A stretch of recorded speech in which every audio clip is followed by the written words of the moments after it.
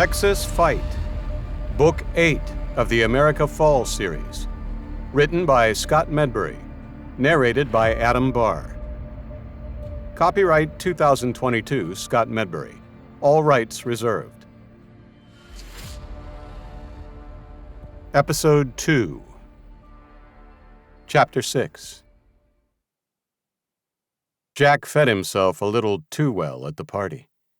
It was only thanks to a miracle haul of canned goods the day before that they got to eat so much. And the dark truth behind the abundance wasn't lost on Jack, though. Despite the cheer and optimism generated by the celebrations and the news about the coming operation, in the cold light of morning, he couldn't help but figure, maybe, just maybe, the odds of them surviving were so bleak that they didn't really need to ration the food as strictly. Maybe they should just enjoy it while they could. The mood in the camp had changed since Grandpa's stirring announcement. Some looked excited. Others seemed trepidatious. Robert, who had slept in a bedroll just 6 feet from him since they'd arrived back in the winter, looked troubled. Jen was the opposite. Her bubbly conversation was met with grunts by her cousin, and when he and Jack left to start working on inventory, his mind clearly wasn't as focused as it usually was. When Murphy had turned up to pitch in, like Jen, her entire demeanor juxtaposed Robert's. She didn't seem to notice his morose mood and surprised Jack with her energy. An hour into their chore, there was not a bead of summer sweat on her, and she'd done twice the work Robert had done. "What do you think about the mission?" Murphy asked Jack when Robert went for a bathroom break. "I don't think Robert's a big fan." "Yeah, he and Jen went through some stuff before we met up. It was pretty bad, so I don't think he's too much of a fan of conflict." How do I feel about it? He thought.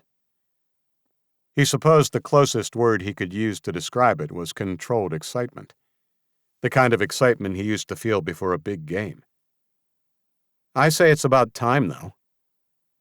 Afternoon, when the heat really started to kick everyone's ass, he decided his drifting mind wasn't much use for work that required an eye for detail. So he wandered over to Haley's area of the camp to see what needed to be done in preparation for Operation Underdog.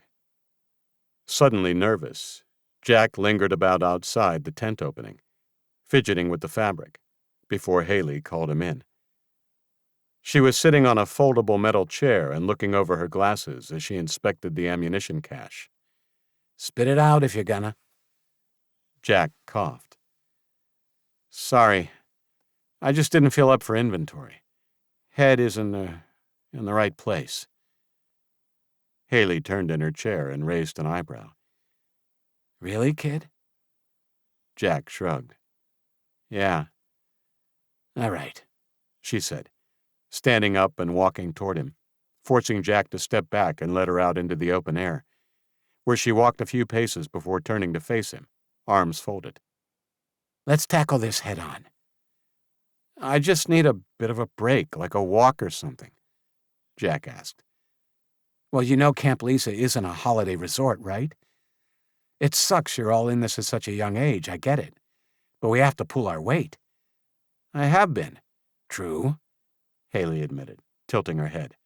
"But your head's not been in it lately. What's changed?"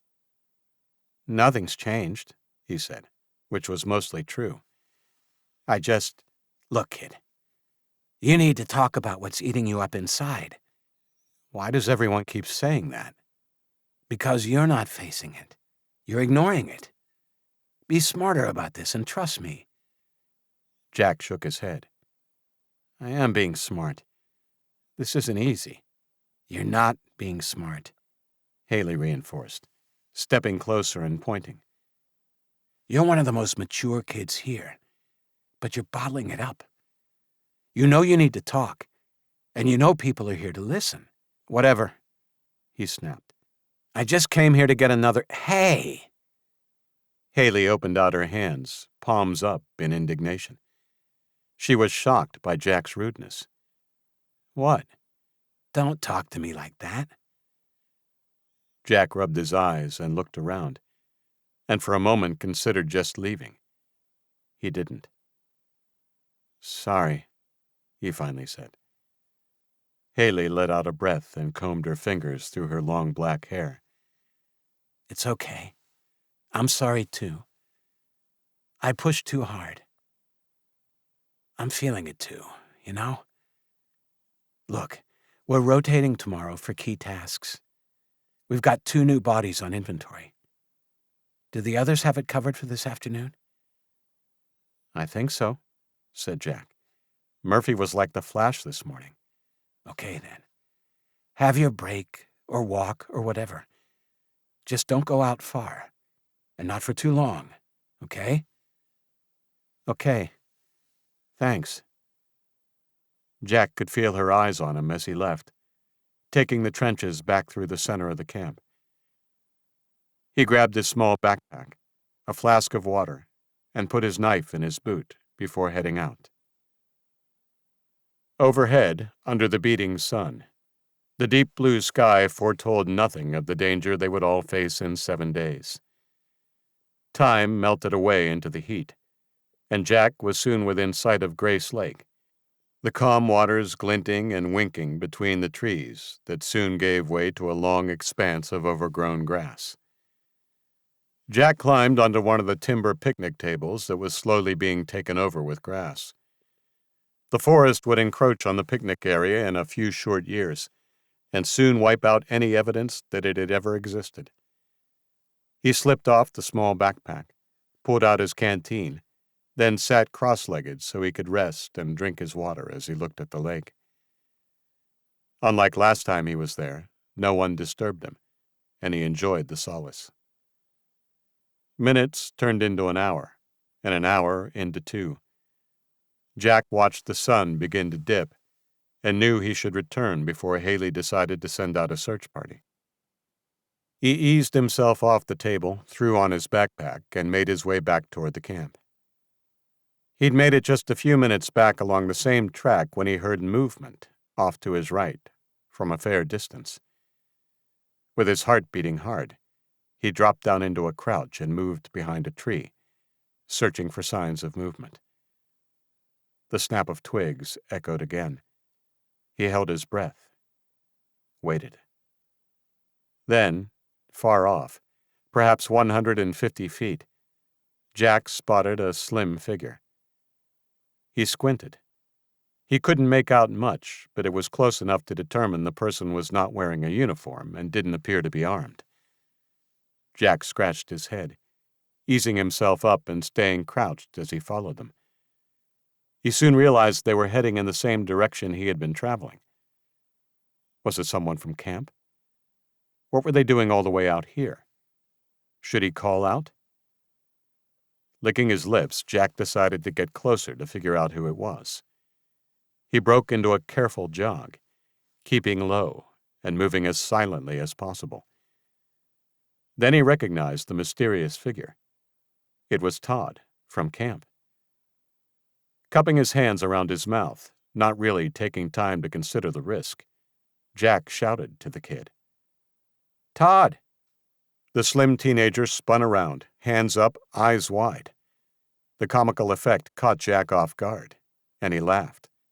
"Figured I was a Chinese soldier, huh?" Jack said as he jogged up to the other kid. The kid was red-faced and looked a little shaken, but he fist-bumped Jack when it was offered, looking around furtively. "Hey, relax, man, it's just me." "Yeah," he breathed.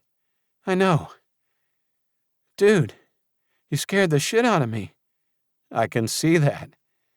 What were you doing all the way out here?" Jack hadn't forgotten Todd was one of their youngest survivors at 14. As such, Haley hadn't tasked him with any looting, scouting, or guard duties, which only made his presence so far outside of Camp Lisa that much stranger. After a pause, the kid answered. "Just, walking." "Walking? Well, like an hour out." Todd seemed to search for words, then looked up at Jack with big brown eyes. "Why are you all the way out here, then?" "I need a breather. Haley gave me the nod." "Does she know you're all the way out here, though?" "Yeah. She said it was cool." Todd said, his eyes carefully avoiding Jack's. Bro, seriously? Todd groaned, shifting his weight. Don't tell her. All right? She'll freaking kill me. Not my problem, dude. Please, Jack, come on. So what were you doing out here then? Jack searched the trees from the direction Todd had come, expecting to see some small clue to his motives for unauthorized adventure, but saw none. The kid was keeping quiet. He bowed his head, hiding his face from Jack. I went to speak to my mom. Jack frowned. What? My mom. I go to speak to her. It struck him then what Todd had meant. A deep well of guilt churned in his gut like hot acid, and he was ashamed to feel a lump rise up in his throat. Coughing, he turned away so Todd wouldn't see him lose his shit. Come on, he said, clapping the kid on the shoulder. I won't tell Haley a thing. We all need a little me time now and then, right? You won't? Jack nodded. Promise. It's our secret. But maybe next time, tell her. She gets it. On the walk back, Jack talked with Todd about life before the Pyongyang virus and the invasion. Truth was, he didn't want to delve too much into the kid's personal life by dredging up memories of his parents and family. Last thing he wanted was the kid crying or anything. So he steered the conversation to things like Xbox, PlayStation, NFL, and pizza. In contrast to his walk to Grace Lake, the walk back had seemed to last only a few minutes. Fortunately for Todd, no one on guard paid attention to him next to Jack. Back in friendly territory, beneath the overhead netting and navigating the shallow trenches between tents, Jack bid Todd goodbye and headed off to see Haley. Before he'd even crossed the pit, occupied by Theo and Jen, busy loading up gear, Haley found him. The smile on her face puzzled him. What's up? He asked suspiciously. Come with me. She turned to Theo. You too, Theo. Follow me.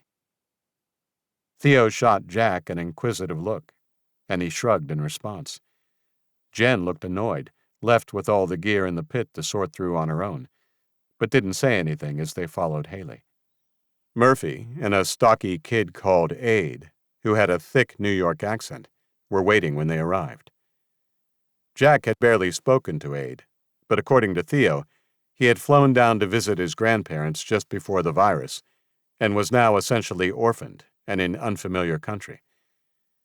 Jack stood next to Abe and gave him a nod, which he returned. The big kid didn't look like he could run far, but he was nearly as tall as Jack, with arms as thick as Jack's thighs, so he'd probably flatten most who got in his way. He'd have been a valuable addition to any defensive line. Jack knew from observation that the kid rarely spoke. So, Haley announced, you're probably wondering why we're all here, given we've just had our loot run, huh? A few nods and murmurs. Well, the inventory count puts us a little short. How short? Theo asked. Well, a lot. We're also missing some extra gear like medicine, which we couldn't find at the last location, which means we're going to need to do an emergency run. Jack leaned over the table, eyeing the map, but didn't spot anything marked out. Where are we going? He asked. Haley took out a red pen and, under everyone's watchful gaze, drew a wide circle over a small place called Cold Spring. Chapter 7. Haley knew the kids well enough to know they weren't stupid.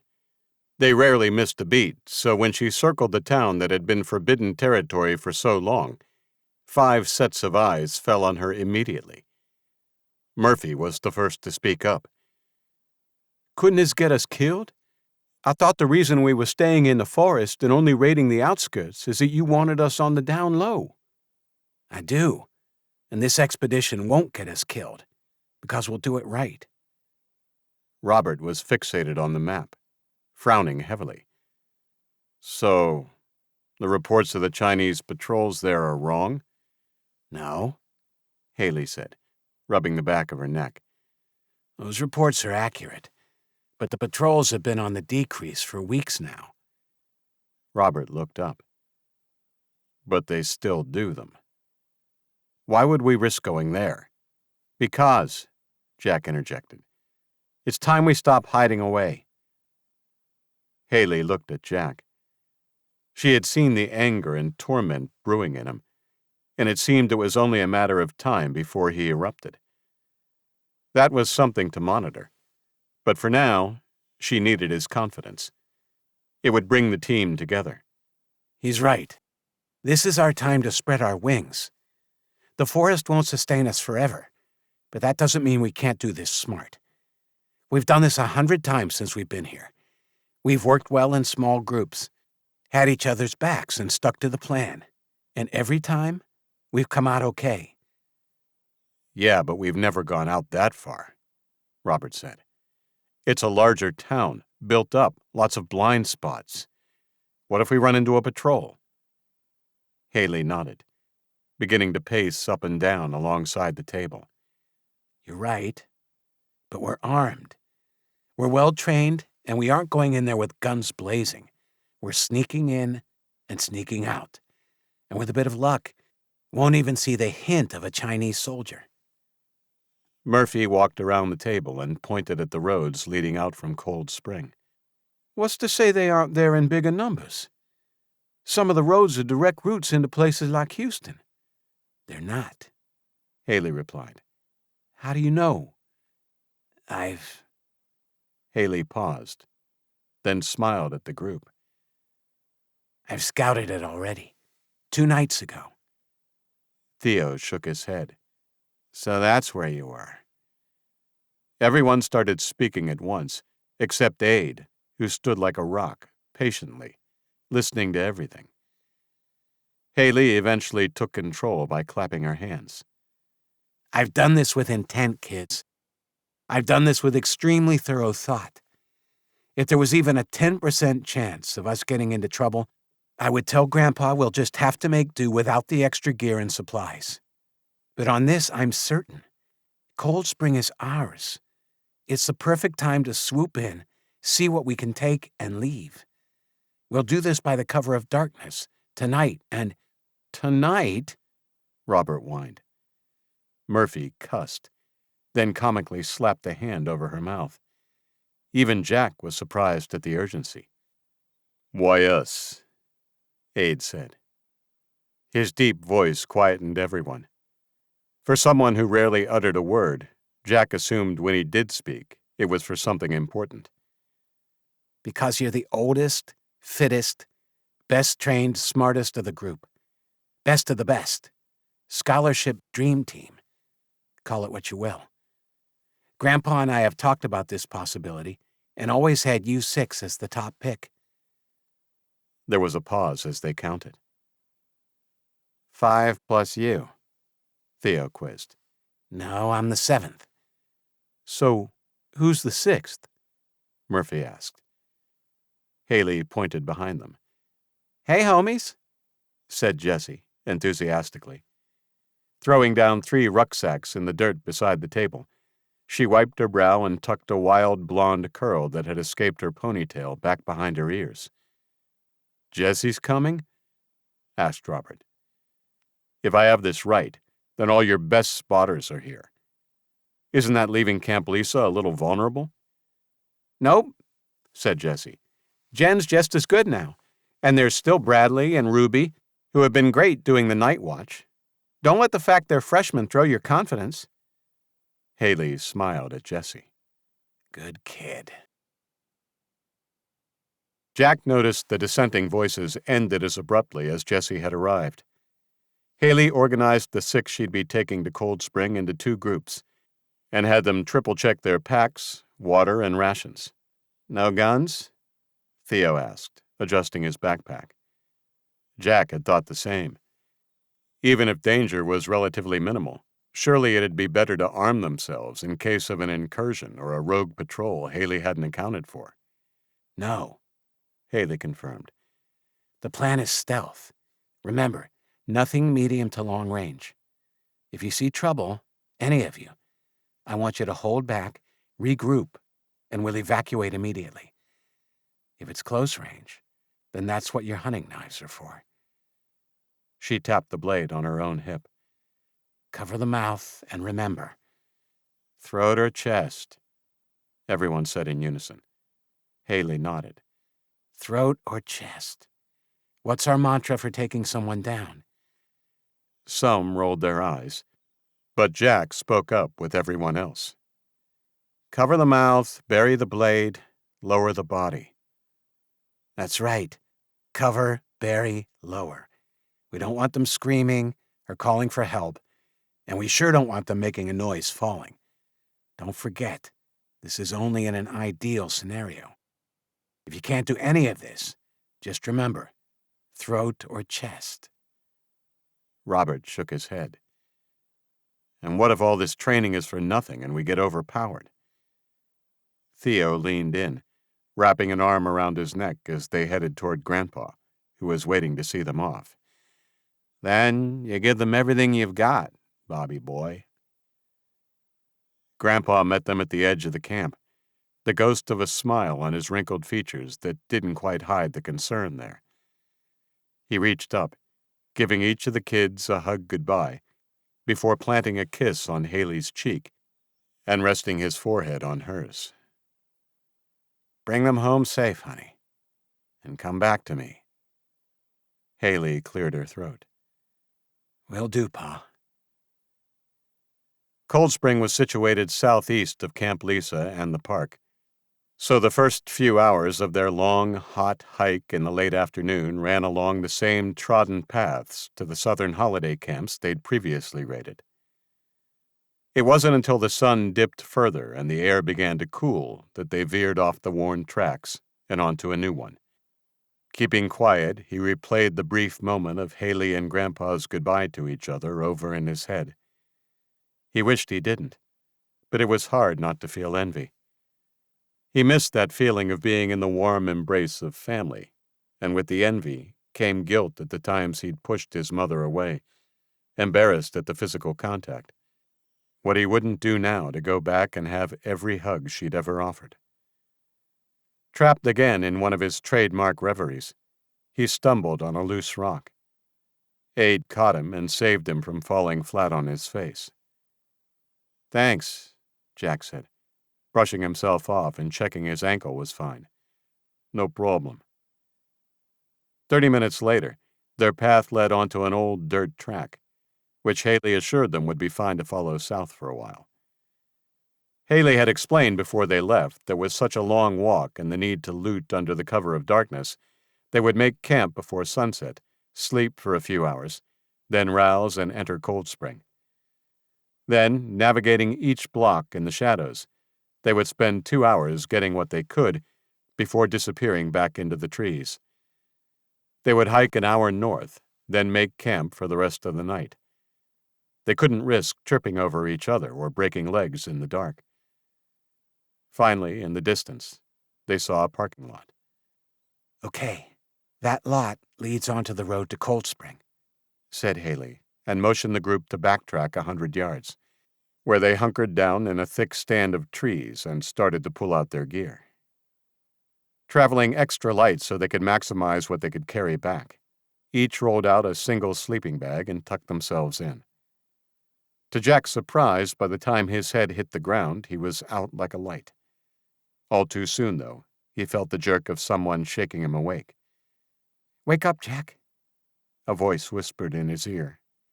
Okay, he grumbled, extricating himself from the sleeping bag. It was a smiling Jessie who had roused him, already packed up and ready to go. Yawning, he huddled up with the rest, falling in with Robert and Aide out in front, with Murphy and Theo bringing up the rear.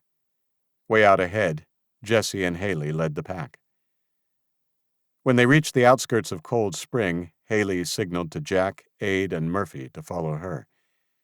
Jesse was to take Theo and Robert as a group of 3. With the map and instructions for the stores to loot memorized, they said quiet goodbyes and parted ways.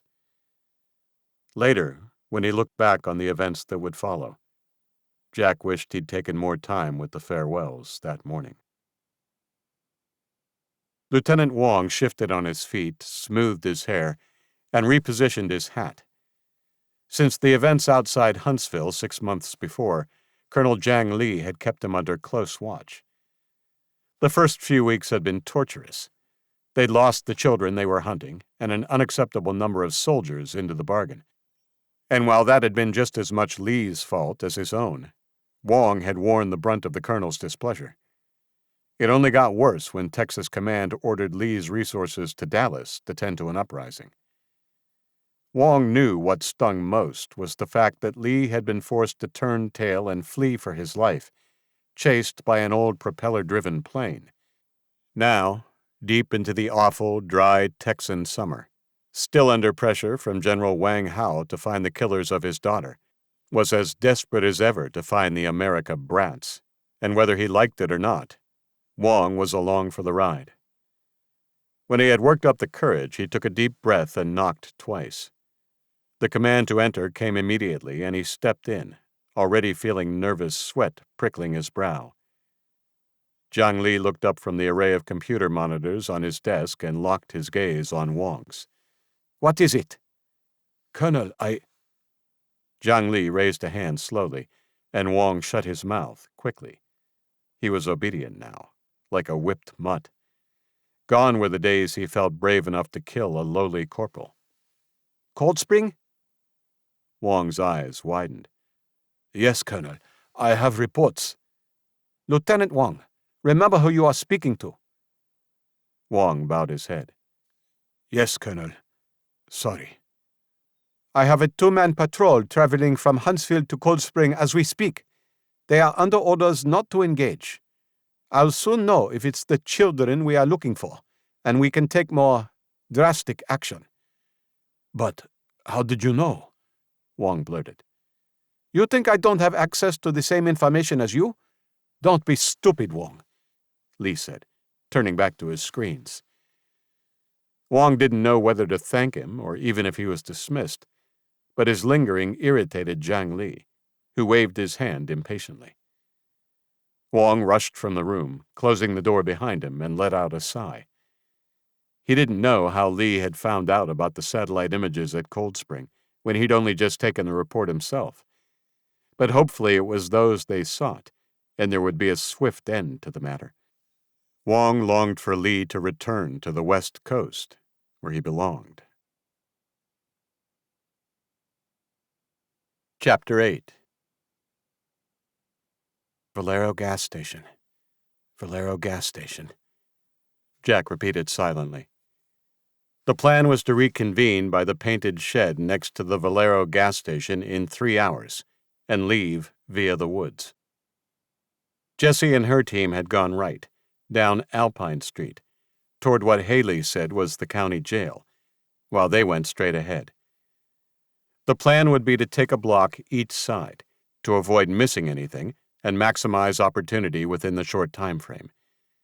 Haley led Jack, Ade, and Murphy down Bird Avenue, the main artery through Cold Spring, making sure to keep close to the shadows of buildings where it was darkest. The Chinese army had seen fit to shut down the electricity grids of any towns or areas that were of no immediate value to them.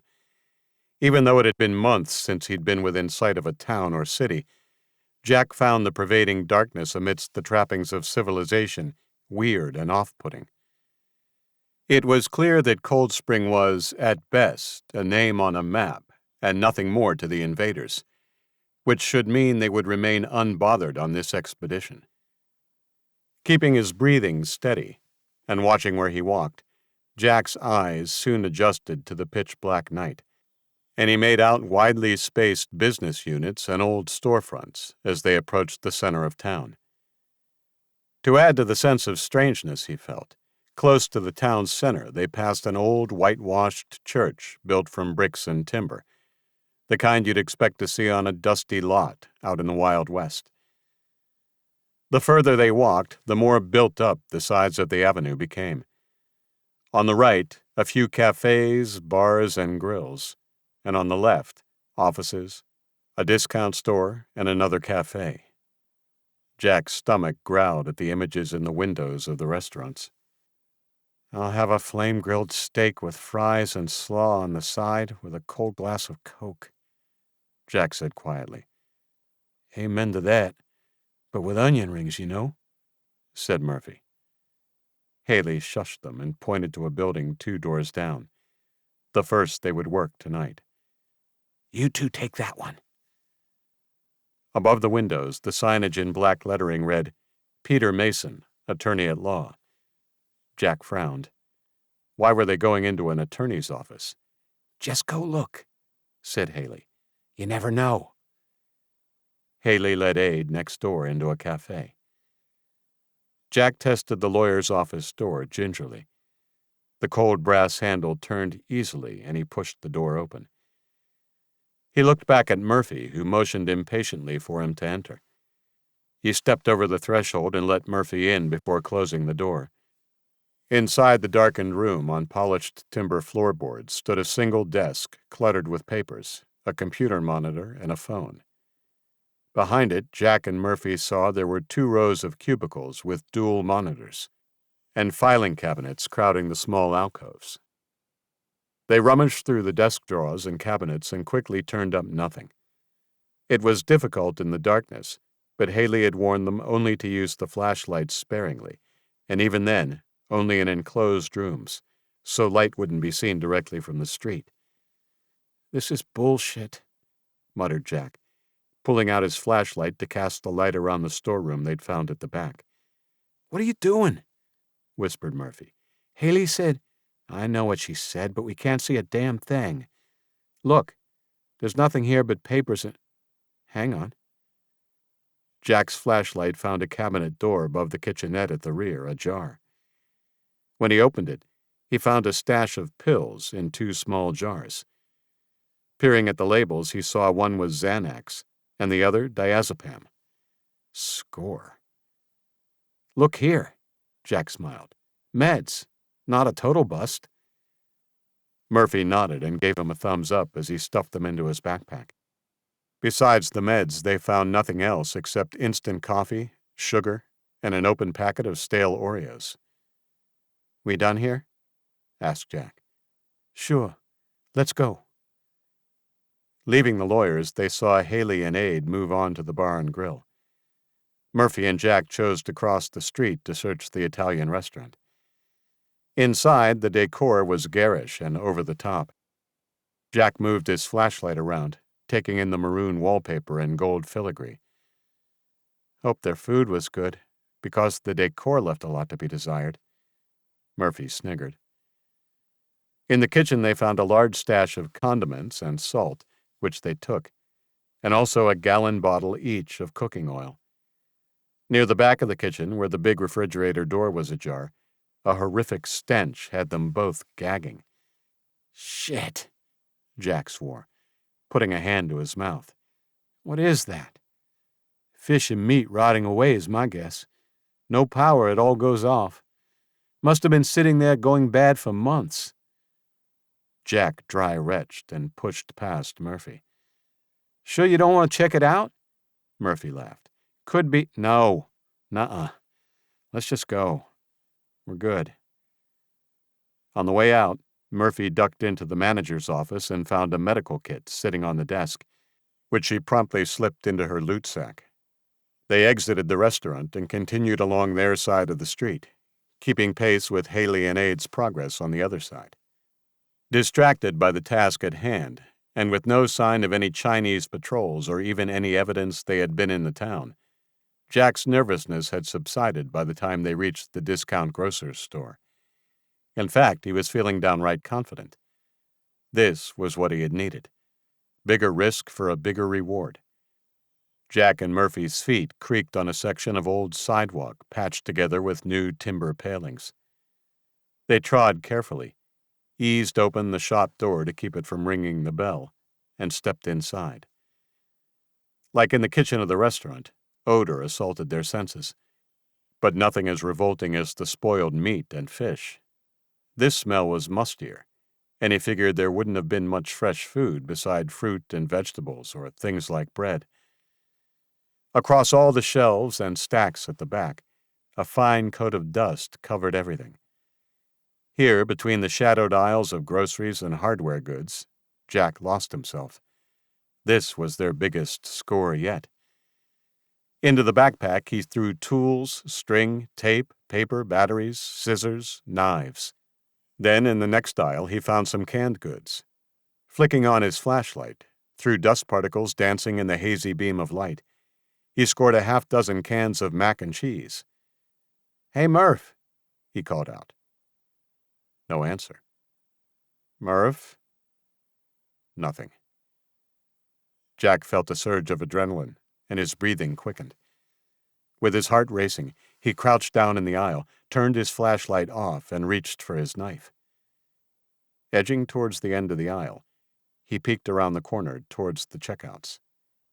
Nothing. Where the hell was she? He turned to find a shadowy figure standing over him. Jack fell onto his ass as the figure burst out laughing.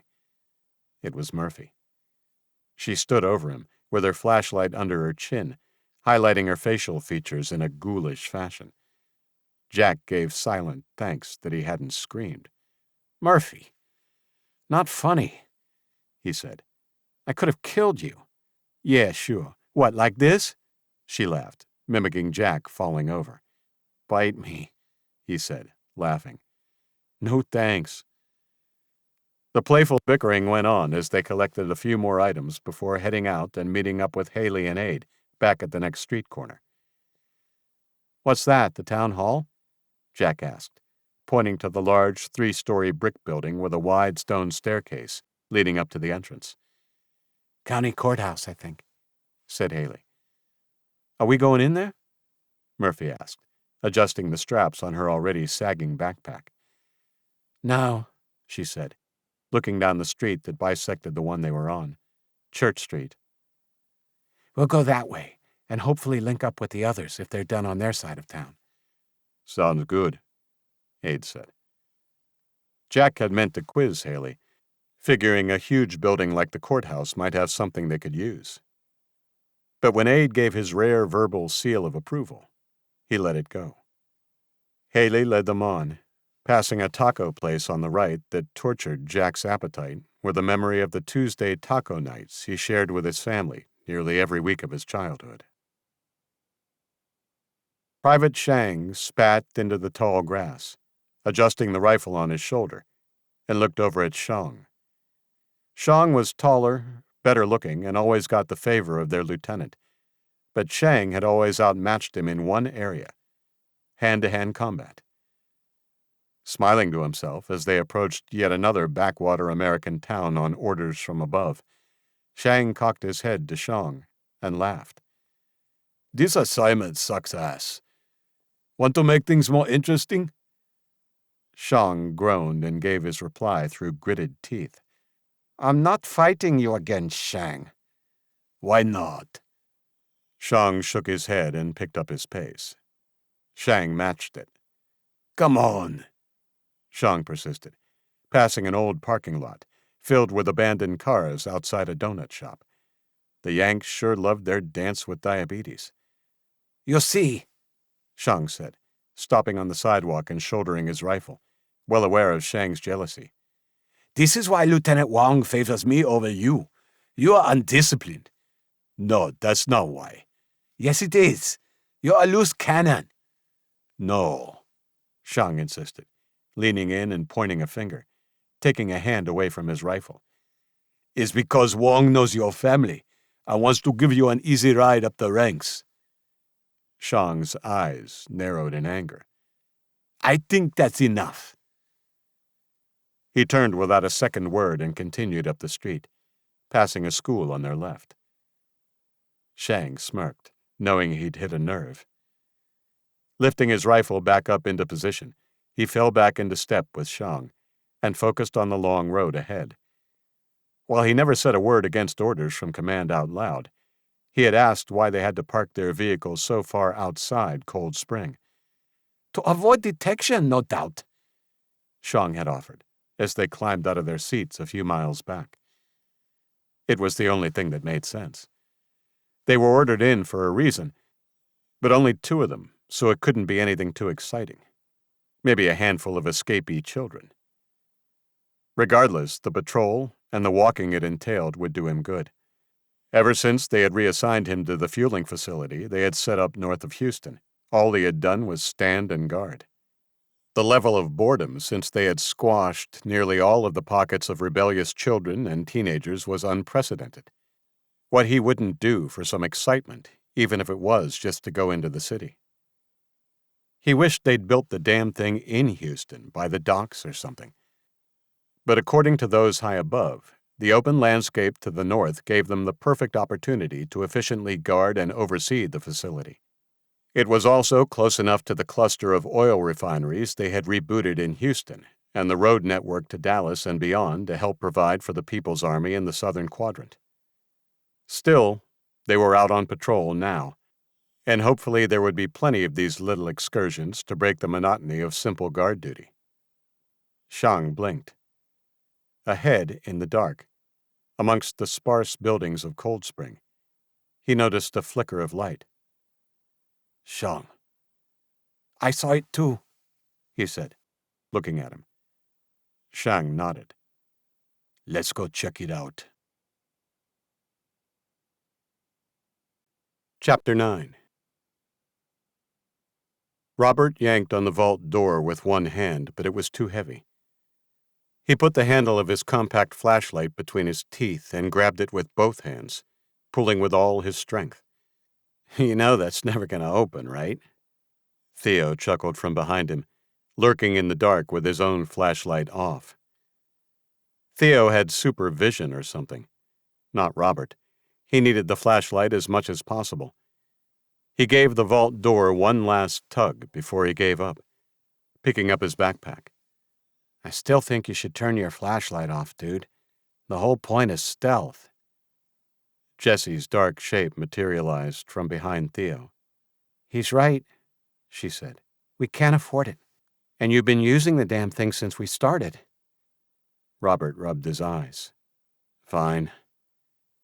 When he switched it off, he had to blink several times to adjust to the dark, but still had to put his hands out to feel where he was going.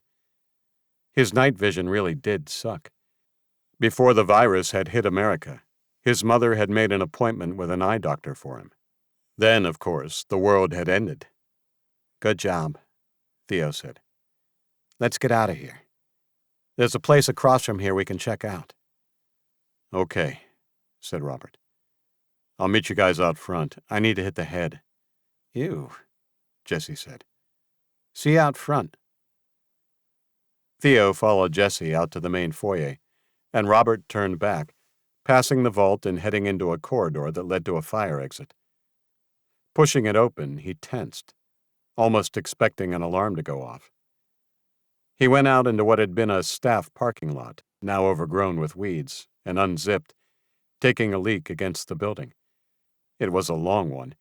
He had been busting for at least 20 minutes, and to pass time he tried to get his aim as high up the wall as possible. Satisfied with his efforts, he zipped himself up and looked around. Across the lot was a line of trees. A light July breeze ruffled the oak leaves and the tall grass around them. He inhaled a deep draught of fresh air, his mood considerably improved compared to the start of the mission, then headed back into the bank, not bothering to pull the door closed behind him. After all, who was left to care about a bank with open doors? Shang raised a hand as they approached the bank, rifles at the ready. The light had gone out, but they knew someone was inside. With a motion of his hand, Shang told Shang to go to the left side of the building to flank, while he would skirt low across the parking lot to the right. Using a hedge and the darkness for cover, the 2 soldiers moved into position. Shang steadied his breathing and peered into the window to check for signs of life. Sure enough, standing in the main lobby, clueless at the danger they were in, were two Americans. A tall white teenage boy and a shorter girl next to him. Shang often forgot what their engineered attack had done to the populace.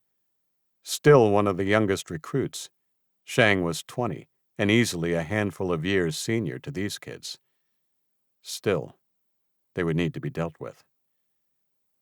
Shang looked across the edge of the building and caught Shang's attention. He raised a hand, gesturing into the lobby, and raised 2 fingers. Shang nodded, extended his hand, fingers out, and then curled a finger and brought his arm back up. Time. Back inside the dark building, Robert navigated the short corridor, passing the door to the storeroom, the vault, and 2 offices. When he turned the corner, with a line of sight to the front of the building and the moonlit foyer, his stomach dropped to the floor. There, beyond Theo and Jesse, a silhouetted figure with a rifle charged through the bank doors, screaming in Mandarin. A yell of warning stuck in his throat, and he ducked back behind the corner, his heart trying to hammer its way out of his ribcage. He heard a violent scuffle, followed by a single burst of gunfire, then a cry of anguish. Robert couldn't move. He was frozen, paralyzed with fear and indecision. Soldiers. But how many? Footsteps approached his position. Jen's face floated into his mind's eye, and he pulled out his hunting knife, gripping it hard like it was his last link to reality. This was it, he thought. They had killed Theo and Jesse, and now they were coming for him. He swallowed, closed his eyes, and stood up to his full height. He could do this. He wasn't a coward. Throat or chest. Throat or chest. The footsteps approached the corner of the corridor. Robert raised his blade, surged around the corner, and ran at the soldier standing just feet away.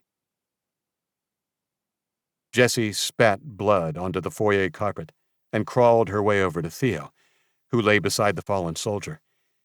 He wasn't shot, just knocked out. Luckily, the soldier hadn't just opened fire.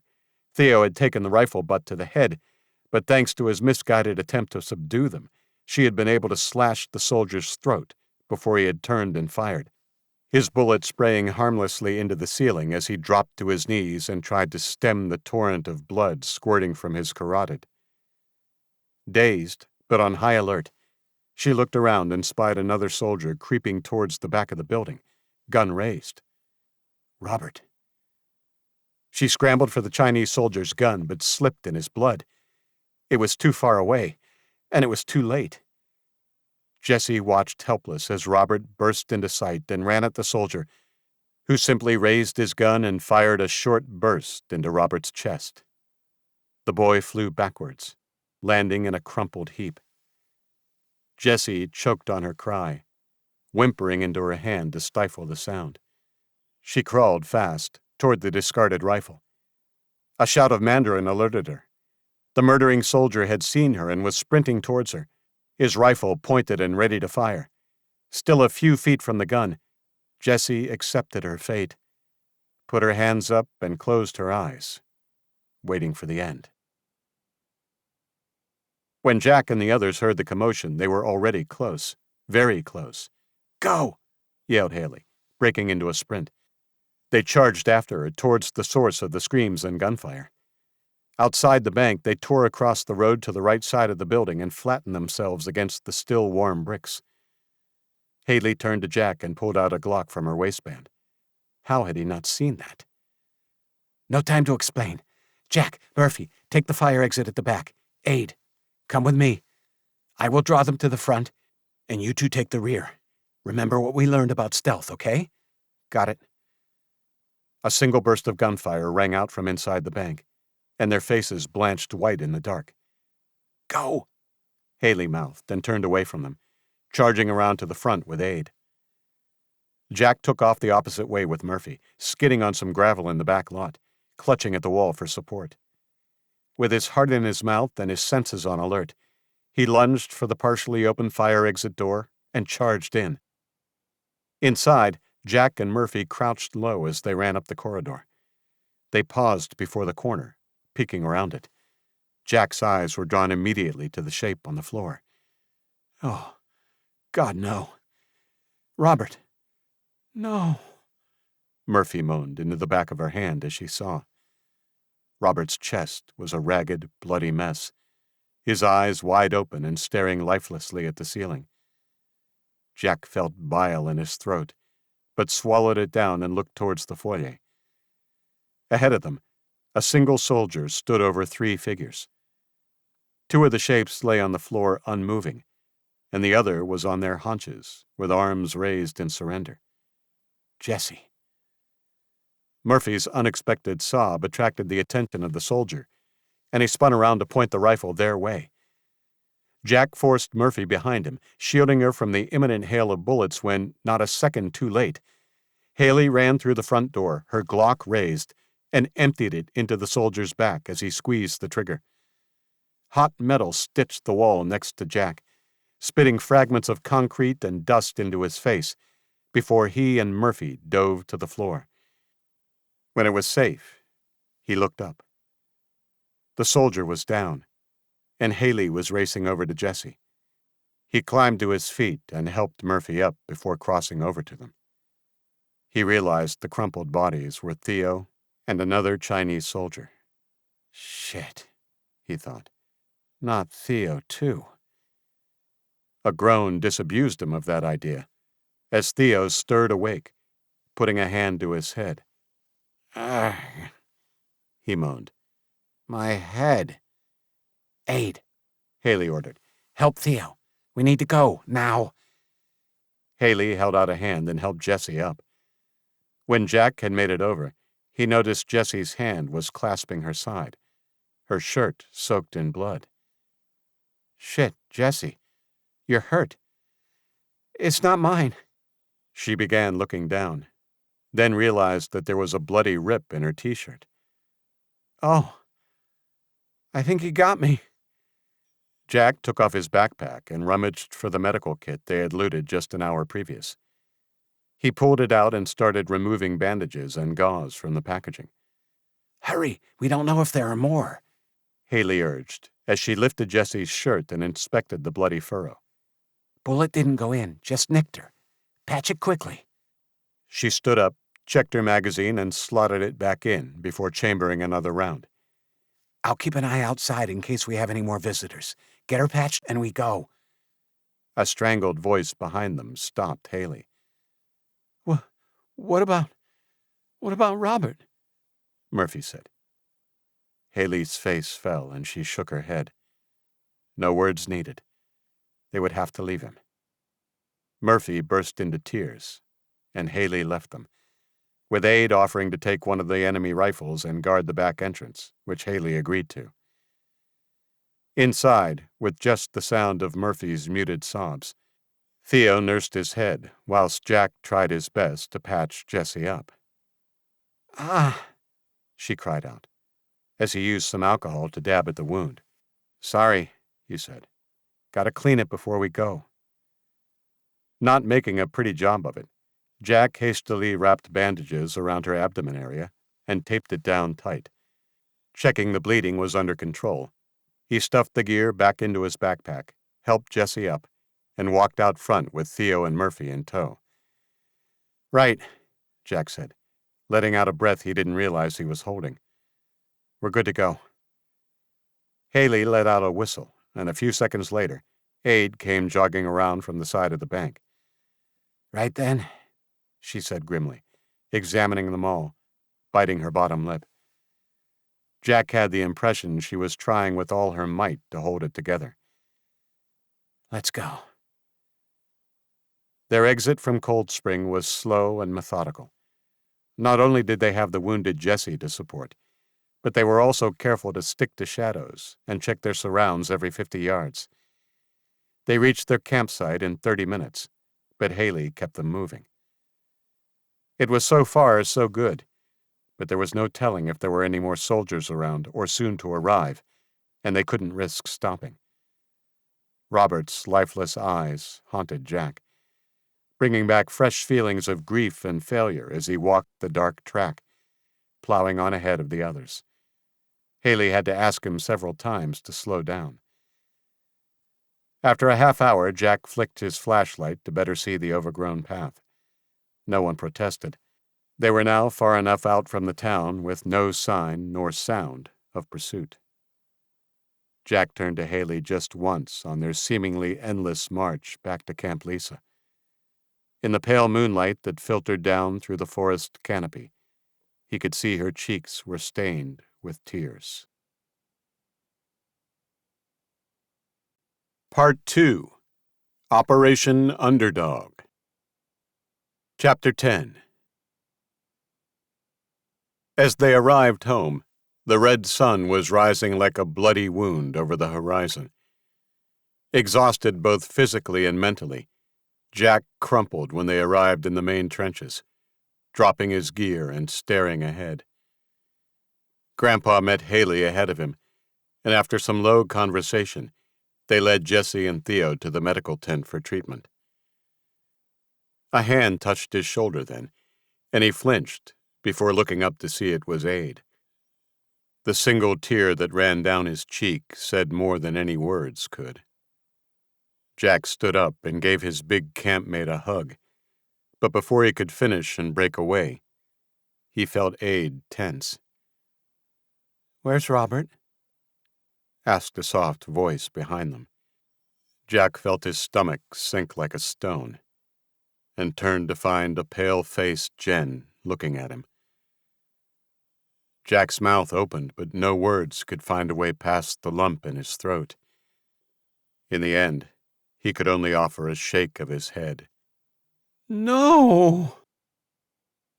Jen's howl of anguish was unearthly, and before Jack could go to her, she turned on her heels and ran back towards the female's living quarters.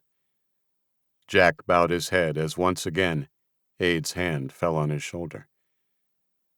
Suddenly angry at the unfairness of it all, he shook Aide's hand off and stomped off towards his own tent.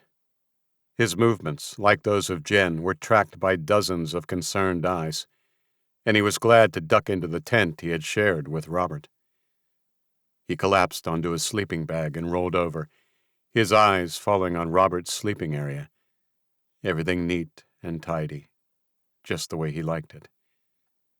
He wept then, not just for Robert, but for Jen and his sister, Katie, for his mom and dad, for Danny and everyone since. He curled up in a ball, knees up to his chin, and wept quietly. He wasn't sure how long he lay there, but a rustling at the tent opening snapped him out of his reverie. Jack turned over and found Grandpa's worn face looking at him. "How are you doing, kid?" Jack sniffed, sitting up. "Better. Just, I felt like, I don't know." Grandpa crawled in and sat next to him, putting an arm around his shoulders. "It's okay not to have words for it. I came here to say sorry." "Sorry?" Jack looked up, confused. "What for?" "For being the one to orchestrate this, and having to put your lives in danger. I should have been there with you." "It's fine, Grandpa." "No, it ain't, kid. None of this is right. None of it." The old man sighed, a sound from deep in his chest. He seemed to have aged 10 years overnight, withered and tired from the news. "I wish things were different, Jack. I really do. The virus, the invasion, and now the things we have to do just to survive. A year ago, no one would have believed Hollywood science fiction would become our day-to-day." Another deep breath, this one hitching in his throat. "I've seen too many kids die." Jack saw his eyes welling up. "This is not on you, Grandpa. You saved us. Without this sanctuary you started, we'd all be dead. Or worse, slaves. The pair sat in silence for a while longer, before Grandpa finally got to his feet.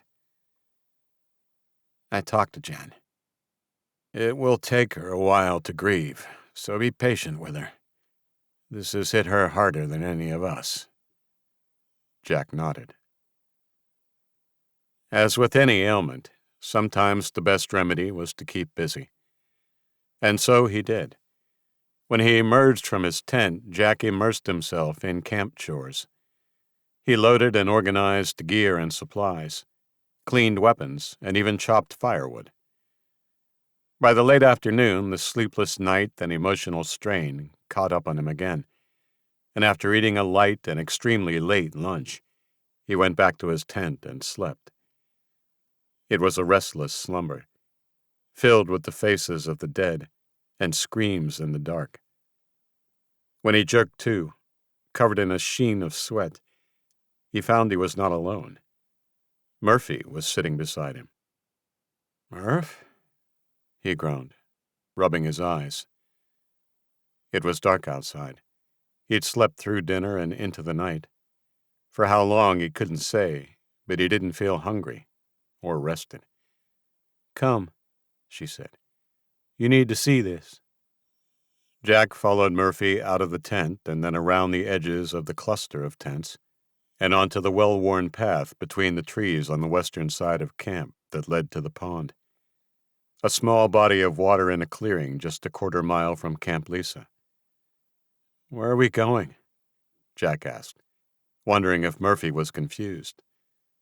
She didn't answer, but in the distance, between the trunks of the Sam Houston forest, he saw the glow of lights. He didn't press her. When they emerged from the shadows of the trees, there by the small pond, stood all the survivors. Every single one of them. On the water were a fleet of tiny paper boats containing small candles. A farewell to Robert. Jack heard soft weeping and prayers as he weaved his way to the water and found himself next to Jen. The bobbing of candlelight on the water repelled the encroaching darkness. Jack took Jen's hand, and they stood silently with the survivors, listening until, one by one, people completed their prayers and words and returned to Camp Lisa. Soon, only Jack and Jen remained. "Jen," he said, daring to speak after what seemed like forever. I'm so sorry." She squeezed his hand and then turned to him, her eyes filled with tears. The hug she gave him was brief, and she broke away almost immediately before heading back to camp. He didn't follow her. The small gestures were enough to tell him that she didn't blame him for what had happened, and being alone by the pond with the flotilla of candles was oddly comforting. He sat on the shore and watched the bobbing memorial to Robert for 2 hours before finally heading back to his sleeping roll. Operation Underdog was delayed by a week to allow everyone to come to grips with the deadly setback at Cold Spring. In the meantime, Haley hardened the message and expectations about the raid on the fuel depot. "You know what happened at Cold Spring?" she said 2 nights out. "I need you to understand it can happen again, and maybe much worse. Hell, it's possible none of us will come back. If any of you want out, tell me now." No one wanted out. A week later, at the breaking of dawn, just hours before Operation Underdog would officially commence, Jack rose from his bedroll with an ache in his neck and a stomach full of butterflies. He told Haley how he felt as he was helping her load stuff into the truck they would, for the first time in months, drive out from their hideout to the outskirts of Houston. In her typical, blunt Texan way, she reminded Jack to control his emotions. "I know you're excited," she said, heaving a box of ammunition onto the flatbed. "but you need to control those nerves and focus on the job at hand. We need cool, quick-thinking heads." "I will," Jack said. "Good." Jack felt her eyes on him as he walked back to load more gear into the truck. The plan had only been revealed to members of the team.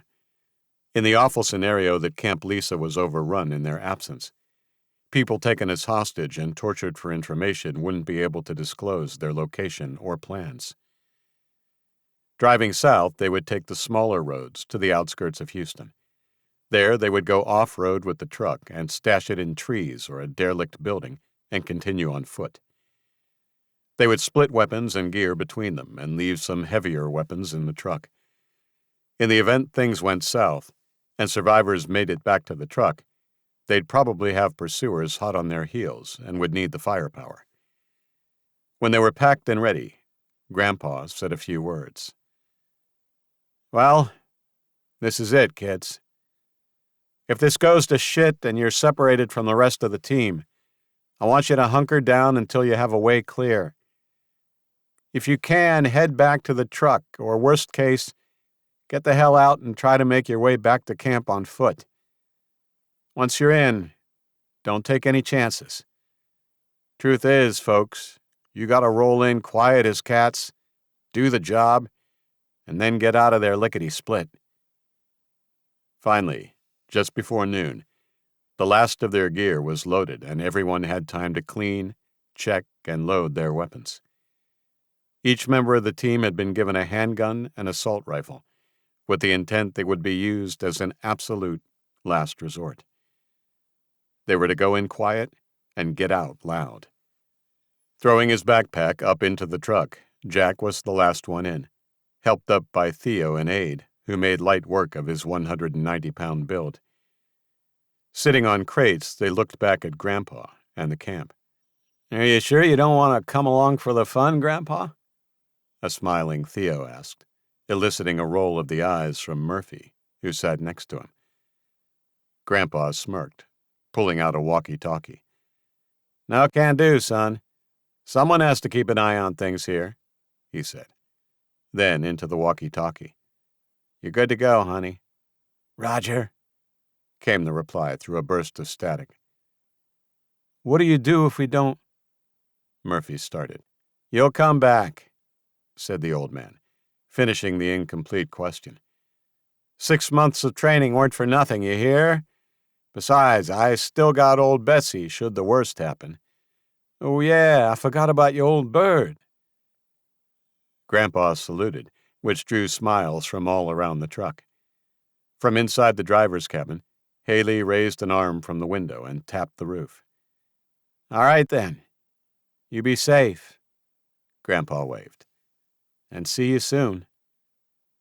A group of other survivors, including Jen, waved them off, some of their faces etched with worry, and Jack was glad when they turned out of sight. As the truck rumbled along, he glanced down at the handgun, ejecting the magazine and checking it was fully loaded before sliding it home again. While he didn't plan to disobey orders and open fire unless necessary, he decided he would take as many of the assholes out as he could before he bit the dust, if things went ass up. The truck jerked as Haley steered it south from the camp and trundled on toward Houston, where the next chapter in their fight for survival would begin.